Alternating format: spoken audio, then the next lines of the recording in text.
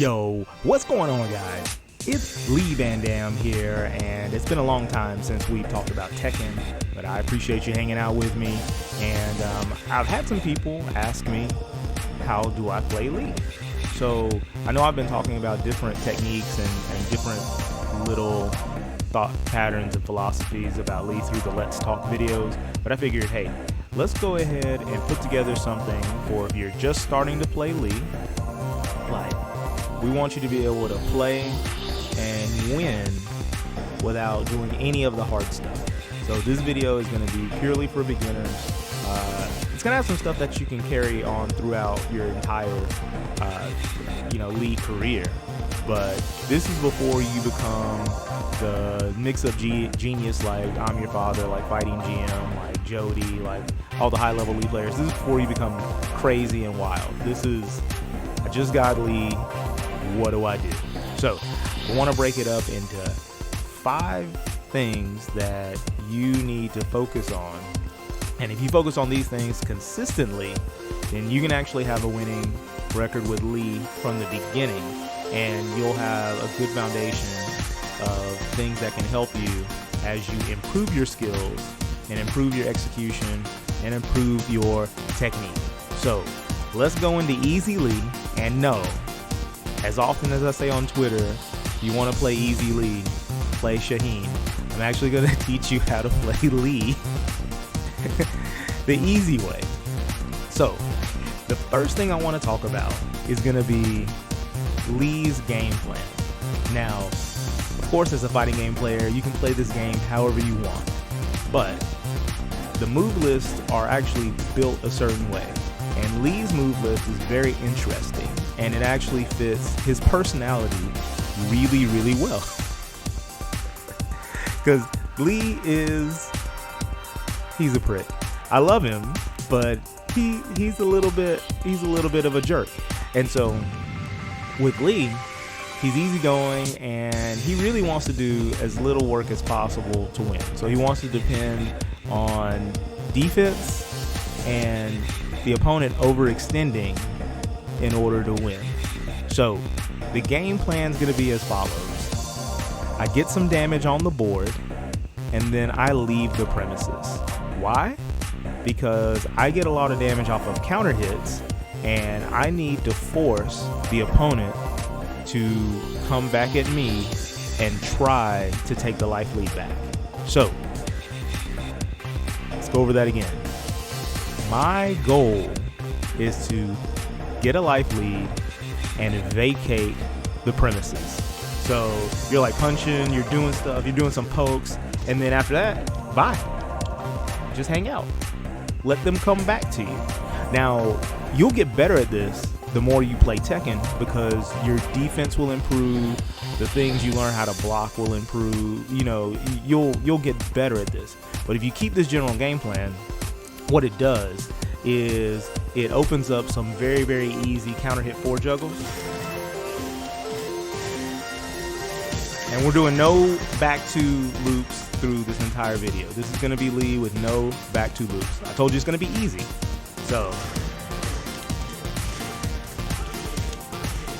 see that? So it opens up easy magic 4 juggles that Lee has. So you want people coming at you, and you want people to try you, because Lee gets a lot of easy damage off of counter hits. If you're in a scramble and somebody is doing a string they have no business doing, after playing them a while, you start to get 2-2-3. That's almost 50 damage. And so you want people to have to try to win. You don't want them to be in the driver's seat with Lee. You want to poke, you want to get your life lead, and you want to disappear. You want to vacate the premises. You want to be just like that. You want to be just like Hitman, making them have to come to you, making them have to deal with keep out, making them have to deal with something and take that risk in order to win the round. So that's his general game plan. And if you adopt that, you'll actually have success as you get better with your defense, which is very important with Lee, because Lee doesn't have a whole bunch of crazy gimmicks. So defense is super important, poking is super important, and being able to goad people into counter hits is super important. So number one, game plan, get life lead, vacate the premises, go have lunch, whatever you want to do that doesn't involve continuing to poke them, and have them come back, eat some counter hits, have them come back, overextend, you take advantage of whiff punishes, you profit. It's great. That's why he's rich. That's why he profits. Okay, so number two is going to be you want to understand how many interactions you want to have per round to win. Now, again, Lee doesn't have a whole bunch of gimmicks, and he doesn't have a whole bunch of stuff to trick people at the beginning. He actually gets scarier the more you play him, because stuff can start to look the same, and we're going to talk about that at the end. But you want to visualize in your mind, okay, they have 185 health. So 185 health with no juggles, that means on average, I'm going to have to tag them 6 times. Now, again, this is where defense is very important, because 6 times in Tekken is a lot if you take juggles away, because we're not doing any juggles or whiff punishing in this calculation, because our goal is always win by time over. Anything else is a bonus. If we win by knockout, that's great, but we want to win by time over, and we want to do that by poking properly, block punishing properly, and sidestep punish, and whiff punishing if at all possible. But we're going to assume that the other person's going to play all right, so it's going to be hard to get them to whiff punish until they're low on life. So here we go about interaction. So let's say you block punish something. You're new, so the only block punish you really know is 1, 2, 4. Let me take it off the counter. Sorry about that. 1, 2, 4. All right, so I'm taking 1, 2, 4 into battle as a block punish because I can easily do it. It's 26 damage, so that means I'm gonna have to do it 7 times. All right. So since I'm gonna have to do it 7 times, that will get me in the mindset of, okay, I only need to do this 6 more times to win. I can figure out what the offense is looking like. Boom. All right, great. Now, if you have a sweep that you punish, of course you can do the flip, or, while standing 2-3. I would only pick one. I pick while standing 2-3 as your block punish for sweeps, and get used to doing it, because 1, that's going to help your execution later on in your Lee career, and 2, 54 damage means I really only have to block 3 lows, because if I combine that with pokes, I win the round. So again, we're counting interactions required to win the round without juggles, because that keeps us from panicking. See, we don't actually lose the round until knockout or time's up. So the last thing we want to do with Lee is panic. That's why we want to get in the mindset of counting how many interactions do I need to win this round, because if we do that and you combine that with pokes, you can actually melt somebody's life bar, because you're not thinking about how do I get this big juggle with the knee or the acid storm. You're thinking, okay, I need to figure out how to hit this person 4 more times and the round's over, and that's great. So it really takes the pressure off of you, and it allows you to really study your opponent and get in there and be able to fight them more effectively. All right, so lesson number 2 is number of interactions I need to win. So we're gonna go over one move in every scenario that you generally need in Tekken, and these are the ones I would take to battle with me. This would be my Swiss Army knife if I just started playing Lee. This is what I would use all the time, regardless of if the circumstance has a better alternative, because we just started. There's no reason to look for a better alternative right now. We just started. We want to be consistent. So for block punish, doing 1, 2, 4. All right. 26 damage. I can always do it. It's easy. And again, 7 times the round's over. Sidestep punish. So if I sidestep something, I'm immediately hitting standing 3, because if I hit, I can hit confirm it. So I can guarantee 34 damage, which means that I can sidestep 6 things and they're dead. Typically it's going to be less than 6 things because you're poking. So random hits are going to add up to make up the difference. So you're probably really only going to sidestep probably 3 to 4 things. But so sidestep punish, standing 3, 3.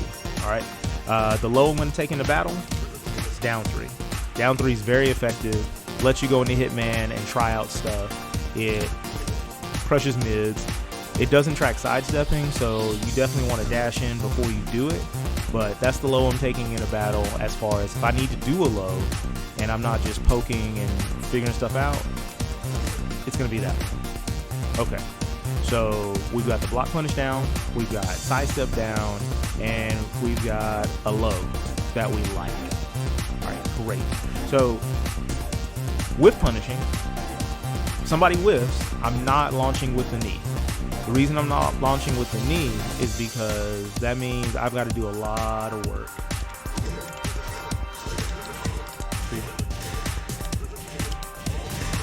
See, we don't want to do any back 2 loops yet. So that was 63.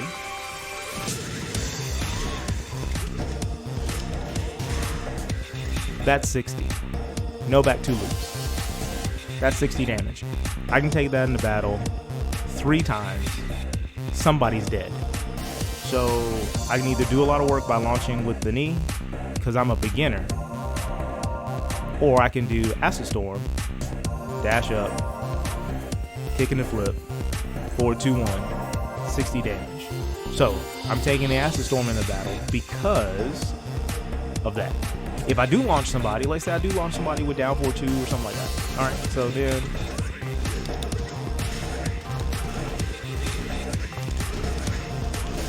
you see that? I still get them to the wall. No back 2 loops required. I definitely believe 1, 2 misstep is easy, because you can learn to do that on accident. So that's something that I definitely believe a beginning Lee player can do. But again, no back 2 loops required. Still got the wall carry. Still got over there. Everything's fine. I'm playing Lee like he's supposed to be played. I'm getting him over to the wall. You know, we're checking into the hotel room, and you're not getting out. But, you know, that's the second lesson. We're going to talk about that later. So we've got a reliable whiff punish that deals 60 plus damage. We have something to always do on sidestep. We have a block punish. And we also have something to do when we're ducking. Now, let's say we duck a low, and it's not a sweep that staggers them. So this is the only other real circumstance that I would go with. So if you block something and it's a low, if you block a low and it's not a low that staggers them, while standing 3-3 into Hitman. I'm a beginner. I don't want to do infinite kick mix-ups because I can give somebody the advantage back if they guess correctly. So I'm going to take my damage, and then I'm going to leave the premises. Because if I have the life lead, then I can just, that's it. Bye. I've blocked another one of your moves. I've hit you. If you were doing the low to try to get in, and then I've foiled your attempt, I can leave again. I can go hang out. I can go get back to my bistro sandwich, because you've got to come back in and figure out how you're going to deal damage to me. And the longer this game goes on, the more frustrating that gets, the more someone's going to overextend, and that's how Lee ends up getting the rounds. Again, we're not trying to be Lee genius right now. We're just trying to figure out a way to play the game that really accentuates, as far as Lee's advantages. All right. Next thing that's going on. So we've taken care of three things. We've got a Swiss Army knife of moves that we know what to do in nearly any situation. We have talked about Lee's mindset and the psychology of how to play Lee and get people to come to you, which is why he's got the Hitman stance. And two, we talked about the idea of how many interactions do I need in order to win this round. And so your mind's going to be breaking down, okay, I need to do this a couple more times and I can win, or I got to do this 4 more times, or whatever the case may be. So you're not actually looking at the life bar at all. You know how long it's going to take you to win if it's not by time over. And the best reward you can get with Lee is if you win by time over, you've done your job. You've poked effectively, you've ran away effectively, and you've foiled their offense effectively. So when they tried to do some risky stuff, you were ready for it. And so that's great. So if you win by time over, I will always congratulate you and say, that was an amazing job, because that is the best thing that can happen, because you're now just playing Tekken. So that's really cool. All right, so the fourth thing that I want to talk about with Lee is you always want to pick up your extra damage. Now, with beginner Lee, the only thing I'm going to say is anytime you get a knockdown, you really want to do blazing kick and just leave that alone. All that crazy stuff, you get you just want to get blazing kick. The reason you want to get blazing kick on all of your hard knockdowns, on all the screw attacks, is because one, it hits grounded, and two, if they get up just like you saw, because you're late, it still launches them back turn. So before you get to the fancy juggles and you're doing all the stuff, before you're doing all that, even the intermediate juggles, just blazing kick. They get up, they still get launched, so you win. So you're covering all of your hard knockdowns with blazing kick, and that's it. If it's something that they cannot tech roll, outside that, I think outside of this, if it's something they cannot tech roll, blazing kick, and that's it. Don't think about anything else. You just get used to, okay, they can't tech roll that, blazing kick. Oh, okay, I got them side turn and it's crazy knockdown, blazing kick. If you're not confident with blazing kick, then you can run up and up back 3. Those are your 2 options. You don't do anything else but up back 3 or blazing kick, and that's it. And you limit it to these behaviors because you want to always get your extra damage, and you want to do that consistently. And some damage is much better than no damage when you're playing a game for the long haul and you're going, I need so many interactions to win, and you're not looking for crazy juggles. So, we've got 4 things on the table now. We've got Lee's mindset of, okay, I'm going to get the life lead and I'm going to skedaddle. 2, we've got how many interactions is it going to take me to win this round? So that way we're not focused on how much life we're losing. We're just focused on the interactions and calling it a day.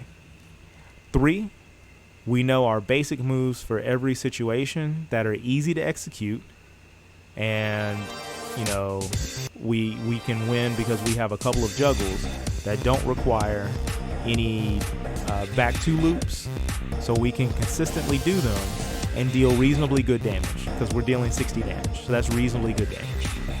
And number 4, we're covering our damage on the ground by guaranteeing extra damage with blazing kick right now. So we've got 4 things. That's pretty good. The 5th thing that I want to tell you, and this is very, very important because you can get lost in this, is do not forget to throw your opponent a lot. Now, Lee he has a basic throw game. So he's got a left throw. Sorry, he's got a left throw, he's got a right throw, and he's got a 1+2 throw. Both his left and right throw, they wake up back turn if they wake up at all. So you always have good advantage with this, so to apply pressure. And with his 1+2 throw, you get lots of extra damage. Sorry. Apparently I can't hit it today. So that's 50. That's 50. That's 52 damage. So you want to throw with Lee a lot because he gets a lot of damage off of his throws and he gets very good situations. When someone's back turned and they have to wake up with a kick, it takes a lot longer. So if they're back turned and they do a kick, you can hit them with that and it can counter hit the kick and launch them. I'm gonna see if I can do a wake up really quick.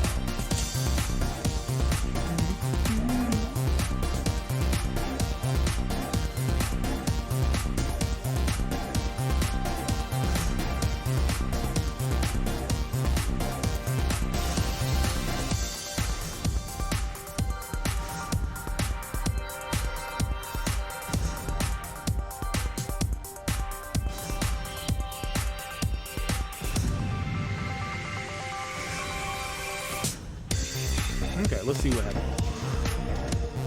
Okay, great. Oh, not that one. Sorry. You see that? You see that? So if they wake up, you see that? They wake up. Problem.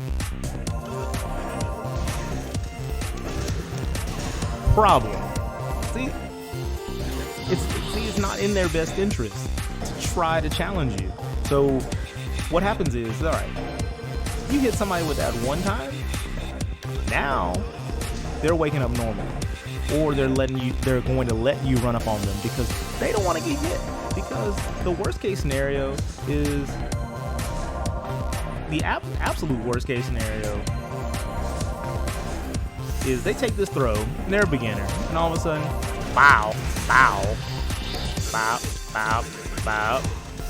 Oh, nobody wants that. Nobody wants that. So you want to throw a lot. They're going to break your throws, and that's fine. But you want to throw a lot and make sure that you enforce that you're not going to be just trying to hit them all the time. Because Lee gets really, really good position off of throws and very, very good damage off of his 1+2 throw. It wall splats. It floor breaks.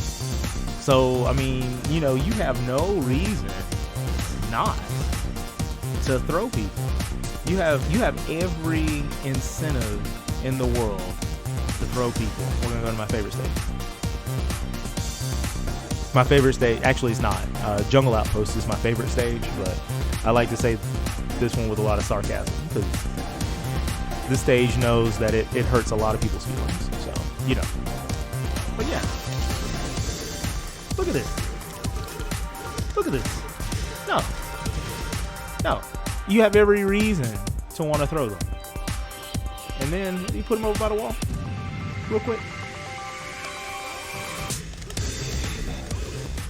Look at that.